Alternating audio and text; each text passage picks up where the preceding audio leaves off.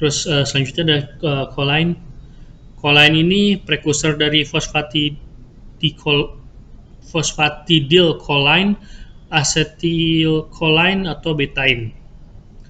Kalau misalnya kekurangan, gejala-gejala yang muncul ada light yellow colored liver.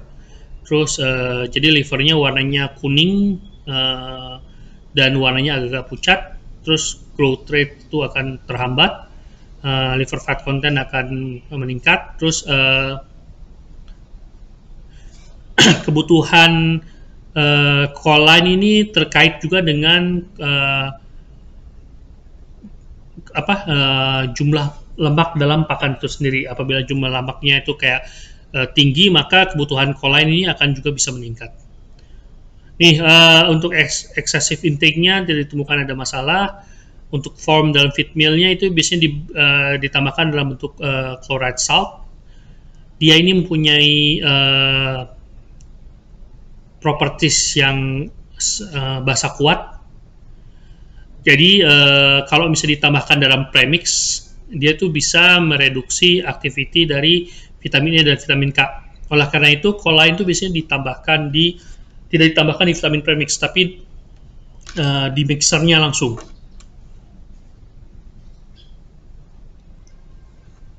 Makanya kalau misalnya proses pembuatan pakan itu biasanya choline walaupun bentuknya itu jumlah yang diberikannya itu kayak mirip-mirip dengan mikronutrien lainnya, tapi pemberiannya dipisahkan dengan mikronutrien yang merupakan premix.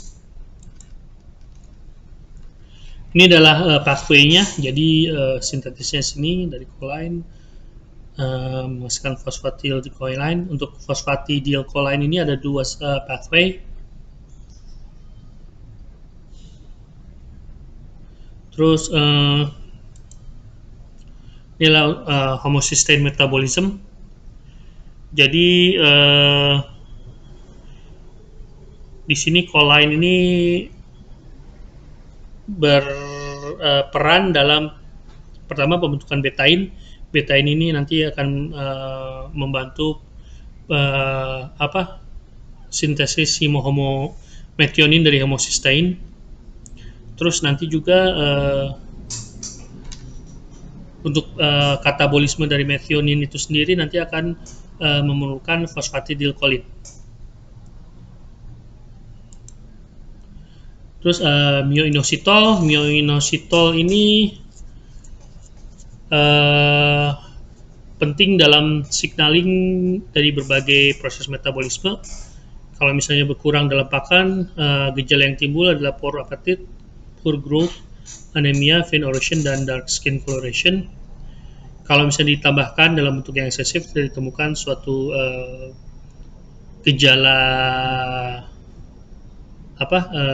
yang berbahaya bagi ikan. Terus formnya itu biasanya tambahkan dalam bentuk dry powder di vitamin premix. Jadi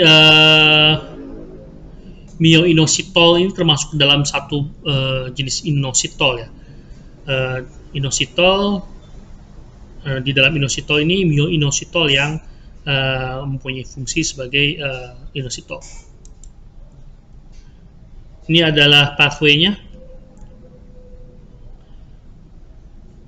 Dari ini myoinositol menghasilkan pentahidroxycyclohexanon. Ini susah juga disebutnya. Oke, mungkin ini sekian untuk vitamin, water soluble vitamin ini yang kita bahas hari ini. Kebanyakan water soluble vitamin itu sudah bentuk vitamin B ya, masuk kategorikan vitamin B. Dan vitamin B ini biasanya dibutuhkan dalam jumlah yang sedikit, namun kalau misalnya tidak terpenuhi, efeknya akan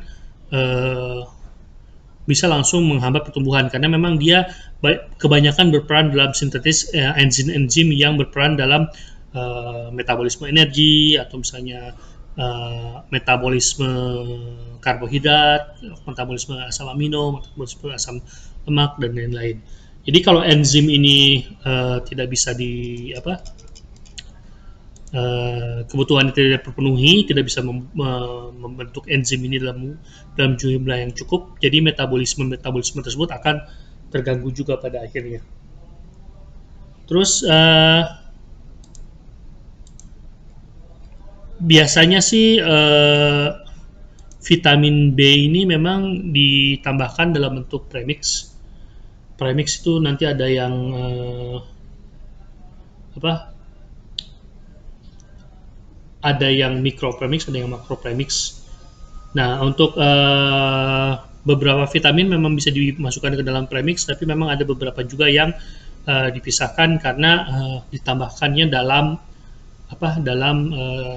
spray dry atau misalnya tidak bisa disatukan dengan premix yang lainnya karena bisa mengurangi aktivitas vitamin yang lainnya.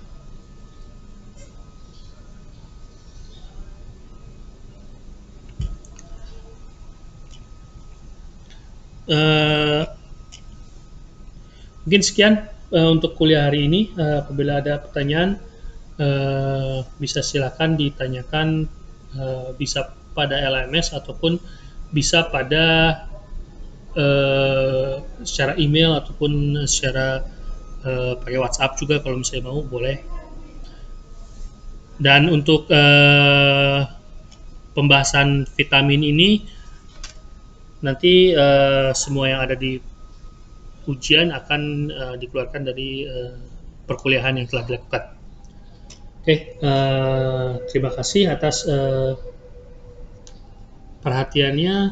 Kuliahnya saya cukupkan. Assalamualaikum warahmatullahi wabarakatuh.